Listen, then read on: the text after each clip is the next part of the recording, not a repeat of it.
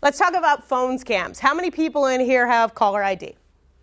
We have caller ID. We have it on our cell phones, right? If we have home phones yet, we still have it on our home phones. Unfortunately, we can't trust our caller ID. All right?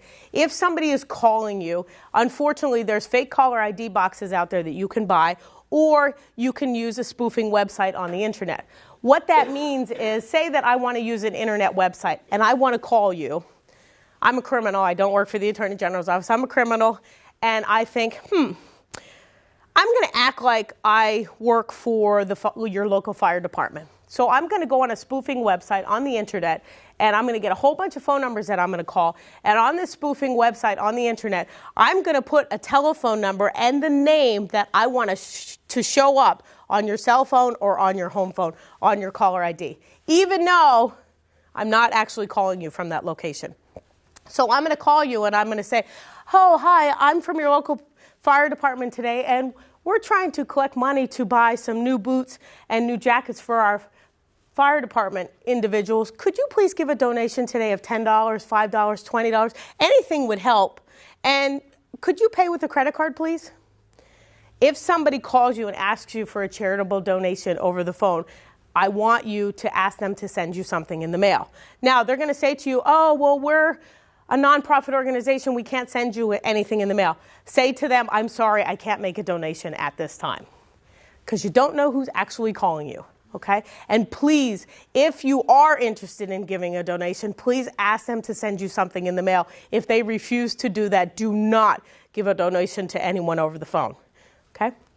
Also, your credit card company, your bank might call you and tell you they're a bank security officer and that there's been an identity theft issue in your area with your credit card or with your banking. Right away, they get to our emotions because we get, oh, what do you mean? What happened? Did I lose money? Did somebody charge something? What happened? And they're going to get to your emotions because they're going to say to you, oh, a $2,000 TV was charged or $500 was taken out of your account. And you're like, I have to pay my bills. I have to pay my mortgage. I have to pay my car payment. Could you please fix this for me? Take a deep breath, count to 10, and hang up the phone. Call your bank, call your credit card company from a number that you are familiar with, and do not speak to these people on the phone, even if it comes up on your caller ID. They're going to get to our emotions, they're going to want to get us upset, and they're going to act like they're going to be very helpful to us, because they're going to say they're a bank security officer, and there's been an identity theft issue in your area. Hang up the phone and call from a number that you are familiar with and talk to somebody else because you made the phone call to say, hey, I just received this call. Could you please check my accounts? And a lot of times your accounts will be absolutely 100% okay. Right? Let's talk about surveys. If somebody calls you up and says to you, hey, we're taking a survey today regarding how aggravated we are over the snow today, and they're going to ask you personal private information. They're going to ask you your name. They're going to ask you where do you live. They're going to ask you if you have any children. They might even ask you how much do you make a year. All right? Please don't answer these unsolicited surveys because you really don't know who you're talking to. Just because somebody says that they're from a company, from an organization, since you didn't make that phone call, please do not answer them. Okay? Just hang up the phone and say, no, thank you, I'm not interested. Okay? We talked about charities over the phone, and we did talk about caller ID displays. Questions on caller ID displays? Okay. Let's talk about phishing. How many of you guys and girls in here do internet? You guys do internet? Okay. Let's talk about phishing. This is when somebody will take an exact copy of a website that you are familiar with using. All right? And this could be through an email. Usually that's what it's through. And they're going to send you an email to say to you there's been an identity theft issue with your accounts, maybe with a website that you are used to using, or if you use online bill pay, or if you use something called PayPal, they might say to you, we're sending you an email because there's been an identity theft issue in your area. Now, again, they're getting to our emotions. And they're also going to tell you that if you don't answer them within 24, 48, 72 hours, through this email, they don't want you to call anybody, through this email, they're going to close your account immediately. You got, who'd you get it through? Wells Fargo. Wells Fargo? It wasn't Wells Fargo. I called them. I'm like, I don't understand. And they're like, no, we didn't send anything. Right, so you got one. Okay, so you were smart enough, though. Didn't they want you to answer through the email? Right. So she was smart enough to pick up the phone. If you get one of these, so I want you to take a deep breath and call from your company from a number that you are familiar with. Do not answer this email. What is happening, unfortunately, a lot of these are coming from overseas. And what they're trying to do is to see if we're willing to give up our personal private information to a total stranger. Okay? This is a couple of them. This is one from PayPal. PayPal is a company that people use a lot to buy things online. And this is what it states. Due to concerns for the safety and integrity of your PayPal account, issues have arose, and it's come to our attention that there's been an identity theft issue, okay? And this is what they're going to do. They're going to say, please log in and re-give us your account information. They're going to ask you for your name. They're going to ask you for your address. They're going to ask you for your account information. And then they're going to say, okay, then your account is valid. PayPal does not send these out, okay? There's another one with eBay. They're asking a lot of personal information, from credit card information to your full name to your PIN number, all right? Do not fill these out. Just relax, take a deep breath, and call your company. Even if you get one on a Friday night at 10 o'clock, 11 o'clock at night, and you go, oh my God, my account's going to be closed. Please don't let your emotions get the best of you. Even if you can't talk to somebody until Monday, just wait. Don't fill this out, because it's going to go to somebody else other than the organization or the company that you think it's going to go to. All right. Here's another one. This was circulated. Look, doesn't that look pretty? Internal Revenue Service. It's got our American flag on it. My neighbor's mother actually filled this out. This happened to her last year. They're saying to you, oh, you're waiting for your tax refund, which all of us in here in preparation of doing our taxes, or some of you might be done already. And you're going to wait for that nice tax refund if we get one. This one says, and it looks nice, from the Internal Revenue Service. All of a sudden, they're asking you for an email address. Now, wait a minute. They just emailed me, so they should have it, correct? Then they're asking for your Social Security number. Well, wait a minute. The Internal Revenue Service, I'm sure, has all of our Social Security numbers, right? Then all of a sudden, why are they asking for a credit card? People have filled these out, though. My friend's mother lost $2,800 out of her account because she filled this out, okay? I share this with you because this is fake, all right? And it might recirculate again this year. If you receive this, do not fill it out, all right? Because why would the Internal Revenue Service be asking for all of that personal private information, okay? This is an alert about us posting personal, and your family members might do this, personal information online through resumes. We are seeing sometimes college students or anybody that's looking for a job might receive false job offers that sound way too good to be true. What's going to happen is they're going to have a phone interview. Then the next time they're going to say, well, you're going to talk to somebody from our personnel office. Then they're going to say to you, somebody from your personnel office is going to call you and say, oh, well, we want to get ready to deposit your first check once you work a full week or first full 2 weeks. Then they're going to say, could we have your savings account number over the phone so we can start your direct deposit authorization? And usually the job offers like this one, it says that you're going to have great benefits, and you're going to have you're going to work within your home. You're not going to have to travel anywhere. And if you read these, a lot of times there's spelling mistakes in them. It's not like somebody is talking English like we're used to talking. It could be from a foreign country, unfortunately, that's trying to obtain our banking account information. So discuss this with family and friends who's ever trying to get a job online, which technology is wonderful, but we just have to be aware that if something sounds too good to be true, it usually is. Okay? Let's talk about the internet. Most of you in here go on the internet on a regular basis. Let's talk about do's and don'ts when you're going to order something online, or if you're going to use an internet website.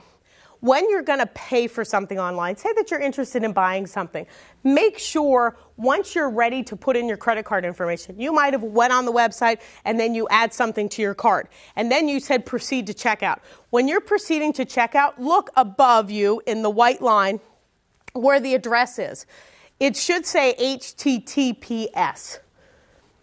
Think about S for secure. If it just says, and you're checking out and you're at the point where you're putting your credit card in and it just says HTTP, you are not on a secure website.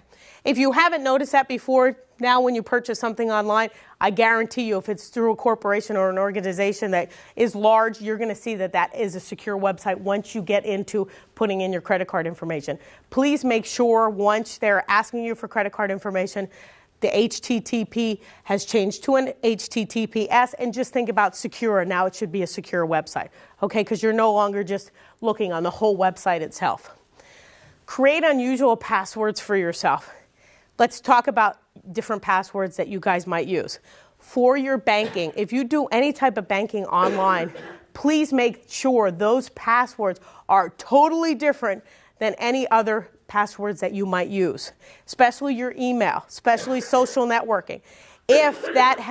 Because what we are seeing is with social networking or even with any type of passwords to your email, if somebody breaks into your email, somebody breaks into your other passwords, we don't want them to be able to get into your banking website. So please create unusual passwords and do not use the same passwords that you wouldn't use normally for banking. Use unusual passwords. A lot of people use their first and last name.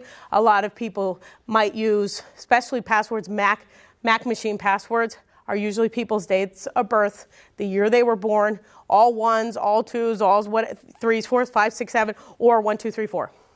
Don't use those, okay? Try not to, because if somebody steals your purse or steals your wallet and takes your driver's license out, it has your date of birth on it. A lot of times criminals will check to see if you used the year you were born or your month and part of the year that you were born to get into your credit card, to get into your Mac machine, okay? So please create unusual passwords, all right? Updated firewalls and security. You guys have laptops, iPads, everything like that. Please make sure you have updated security on a regular basis. Don't open emails from people that you don't know. I know curiosity kills the cat. We need to know who's emailing us. If you don't recognize that name, my suggestion, don't even open it and just delete it. Especially if you get something from like Wells Fargo, and after we had this presentation, you're like, oh, my bank would never contact me. Just spam it or delete it out and then call your bank from a number that you are familiar with, even your credit card company, because they are not going to email you to tell you there's been an identity theft issue. A lot of times you might be on the internet and something might pop up and say, oh, complete this survey and you'll win a $50 gift card. Don't complete that survey. Just X out of it. I know we would all want to be winners. We want to win a gift card, a laptop, an iPhone, but chances are we're not going to be. So my suggestion is don't follow surveys because you don't know what websites they're actually taking you to. Don't follow links to sites that you're not aware of. What might happen is you might be doing some research, looking at something online, and all of a sudden it's going to say to you, we're going to now take you out of our website and you're going to follow a link to another one. We don't recommend that you do that because you really don't know where you're headed to on the internet. And please, on the internet, if you are not familiar with this website, please don't provide personal information to anyone online, all right? Because you really don't know who you're talking to. Just because you think that it's something that you're familiar with, you just really don't know 100%, especially with emails. There's a lot of emails going out. You might get an email from someone that says your family member went on vacation and they lost their cell phone, they lost their purse, they lost their wallet, and they need some money. And that email, they're going to ask you, please wire money to them so they can get a phone to contact you. These emails get to our emotions. You're going to think, oh my God, I hope my family member's okay. Call your family member from a number that you are familiar with, and I guarantee you that they're going to answer the phone, okay? Or you might get another email. I was just up in Williamsport a couple weeks ago, and a woman showed me this letter that she got on an email, and it was from a Superior Court justice in Texas. And it said that her uncle passed away. She never met this guy before, and said that there was a $500,000 sitting in his chambers. All she had to do was wire money to him to pay taxes on that money, and then he would FedEx a check to her for that $500,000. We would all love to have him at $500,000, but do you think that email was actually true? No. So I share that with you because you might get something like that through an email. Somebody might even call you and say to you that you want a brand new car. And you're going to be excited. Oh, I want a brand new car? and they're going to say to you, oh, but you have to pay tax on that money first. So could you please wire money to us, and then we're going to personally deliver that car to you. Do you actually think you want a brand new car? No. So I want you to really think about that, because these are issues that we're having and that we're seeing online. The following is a public service announcement test to determine if you need a fishing license and boat registration before you head out on the water. Let us begin. Are you a pelican? Does this look like your house? Is this your idea of fishing with friends? Do you use your feet as fishing hooks? Are you your own boat? Do you have webbed feet? No, I mean like a... That's the one. Do you want this in your favorite lake? Yuck, yike. No thanks, mister. Regardless how you answered, you need to be licensed and registered, because it helps local conservation efforts protect the very natural resources you enjoy boating and fishing in for generations to come. Do your part at takemefishing.org. When I grow up, I want to be a psychologist or a therapist. I want to be a pediatrician. I was hoping to become a chef someday. I want to own a big house with a convertible and the jacuzzi and the pool, you know, all the good stuff. Role models, they don't tell you what to do, but they help you to go where you're going. I want to study law. I don't want to become a lawyer. I want to become a CIA agent. Young people, I think, do need a mentor because, you know, we don't know everything. And, you know, all the people, they've experienced stuff that we haven't. I would like to be a baseball player. As long as there's somebody behind you, pushing you and supporting you, then you feel that you always have the strength to keep going. Well, I would like to become like a doctor. That's my first choice. Sometimes you feel down and you feel that no one really understands and no one knows like where you're coming from. And it's great to see someone who's been where you are now and, you know, making it. So get involved and do your part. Invest in the future. Mentor a child.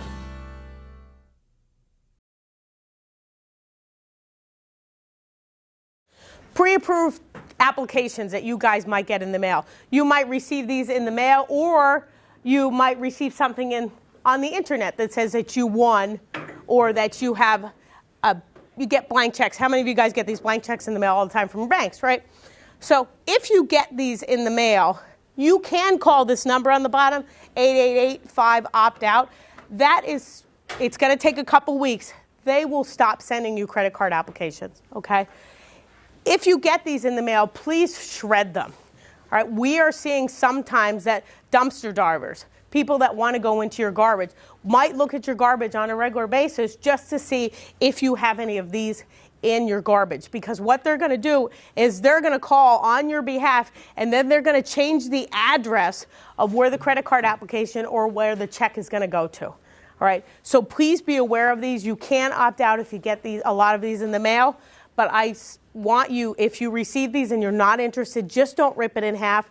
Cut it up if you don't have a shredder, or just at least shred it so nobody else, if they got into your garbage for any reason, they will not be able to open up an account and then change your address. Credit cards and debit cards, please sign them. We are seeing more and more people are not signing these, because then they say people have to ask for identification. Well, you know as well as I do that you can go to any store and sometimes they don't even look at the back of the card, or you don't even have to sign anymore. They don't even have to see your card anymore, or you don't even have to sign for a minimum of $25, $50, depending on what store it is. So instead of just, some people just put CID on them. What I want you to do is, if you're comfortable, I want you to definitely sign your name and then put behind it CID. CID means C identification. The person that's working at the store is supposed to ask you for your identification at that time. If you don't sign your credit card, you might be violating an agreement with them that because it's not signed, if anything is charged on your behalf and you didn't allow those charges to happen, if the credit card company or the police department gets your credit card back and they send it back to the credit card company, if it's not signed, you could be in violation of that agreement, and they do not have to provide you with your money back if you did not make those charges. So sign your credit card. Sign. That's very, very important. Medical identity theft. We are seeing some issues right now. what we are seeing is everybody's integrating into computers. So with medical identity theft, sometimes somebody can make a mistake with our medical card information, or they can make a mistake by punching in codes or any type of numbers for medical procedures that we had done. Unfortunately, we have been seeing that some people are being charged for things that they didn't even get done, or that they're not even being charged for things that they did have done. A personal friend of mine, she got a bill the other day that said she was at Pocono Medical Center for 5 days in the hospital, and she was never even there, okay? I share that with you because I want you to look at everything that you receive in the mail from your insurance company. And I know it's long and cumbersome, and sometimes they're very difficult to read, but I want you to make sure if you get something in the mail from your medical provider, just to look at it and make sure you're actually getting charged for a service that you did receive. And make sure that nobody else is using your medical insurance to pay for some of their services, because it's human error. Sometimes people do make mistakes with numbers or with coding. So please look at them, because we are seeing that sometimes misdiagnosis has been happening, service has been provided for care, and then somebody goes back and says, it wasn't me, I was never there. They might have paid for somebody else's surgery on your behalf, or unfortunately with drug interactions or injury or any death, unfortunately. So just look at your medical statements on a regular basis. What do you do in that situation? What does the Attorney General's office, what does the consumer do at that point? If something's been charged, what happens is you have to call on their behalf, you have to call make that first contact phone call to say, hey, listen, this wasn't me. And then what they have to do is they have to check and to see, and if it wasn't, right away they give you, like my girlfriend, she's going to get it back on to her insurance, what was charged. But if you have any significant problems and nobody is helping you out with that progress, at any time you can contact our office and say, hey, I contacted my medical provider, I contacted the hospital, this is what I've done, and nobody is giving me any type of satisfaction. Okay? You're welcome. How can we protect ourselves from becoming a victim of identity theft? And these are really important. I want you to secure all of your personal private information. At any time when you're driving, please lock your vehicles. If you're going to be, even if you're going to be somewhere for a minute, 2 minutes, running into the store to get a gallon of milk, please lock your vehicles. Always, when you park at home, lock your vehicles. If you're at your house, front door, back door should always be locked. All right. Even when you're outside, please, if you're going to be out back, please lock your front door. If you're going to be out front, lock your back door. Okay, secure your stuff. Know where your purses and wallets are at all times. Ladies, if you're going to go to a large area and there's going to be a lot of crowd of people, try to get a purse maybe with a longer latch on it so you can put it right around your neck. Try to secure that. Gentlemen, wallets, if you're going to go to a large area, my suggestion is put your wallet in your front pocket and not leave it in your back pocket just in case somebody bumps you and tries to take the wallet from you. Shred all of your personal private information. If there's bills out there that you're going to get rid of, if there's going to be anything that you're not interested in, if you get those blank checks or if you get credit card applications that you're not interested in, please shred them. If you don't have a shredder, just cut them up small so that nobody could call on your behalf and change your address and get a credit card with your name on it. Keep things a secret. And this is extremely important. A lot of times we give out a lot of personal private information. With social networking right now, there's a lot of people that give out a lot of personal private information. We have to learn to become a little bit more private, even in everybody in this room. If you're going to go to the doctor's office and you've been to that doctor numerous times and they know who you are, a lot of times just for you to check in, they're going to ask you for your social security number. If there's 5, even 2 extra people in that room, you don't want to scream to the person across the glass your social security number. My doctor's office, they ask me all the time. I never give it to them. I'll say, I'll give it to you when I get back into the area where they take my blood pressure and height. Don't scream it out for everybody to hear into that waiting room, okay? We have to learn to become a little bit more private. Just be aware of who's around us on a regular basis so you don't give out a lot of personal private information. Same with your credit cards. Where is your credit cards? Even at your house, if you're going to have somebody come in to do any types of visits with you, or if you're going to have somebody do any type of work around your house, where is your personal private information? Safeguard. We have to be aware of everything and within our surroundings. I want you to safeguard your information and look at it on a regular basis. Every single one of you in here are owners of your own accounts.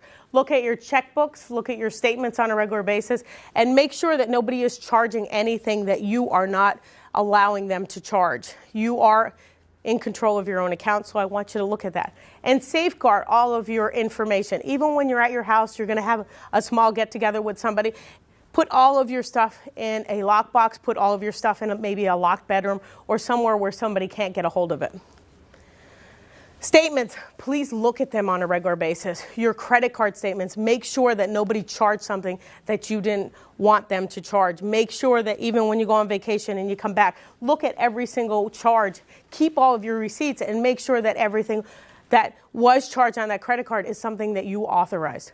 Also, with your statements, look at your credit card balances and your savings account and checking account balances on a regular basis and make sure that nothing has been charged or nothing has been taken out of those accounts that you were not aware of.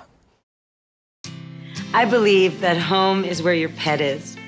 That loving an animal means never giving up on them, never letting them go. I believe that when you adopt an animal from a shelter, you're saving not only one, but many lives. And that when you spay or neuter your dogs and cats, you help decrease the number of homeless animals. That it's time we do all we can to save the lives of homeless animals who are counting on us, because every dog and cat deserves a place to call home. I believe that I found my best friend in a shelter, and that you can too. We believe that together with Best Friends Animal Society, we can bring about a time when there are no more homeless pets.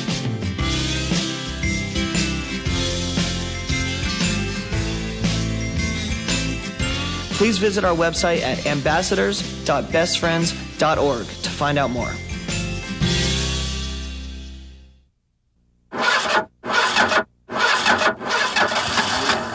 For the millions living with COPD, breathing becomes a real struggle. COPD stands for chronic obstructive pulmonary disease, but you may have heard of it as chronic bronchitis or emphysema. Over time, it makes it harder and harder to breathe until you feel like you're breathing through a straw. COPD is the fourth leading cause of death in the U.S. It kills one person every 4 minutes, and it took my grandmother.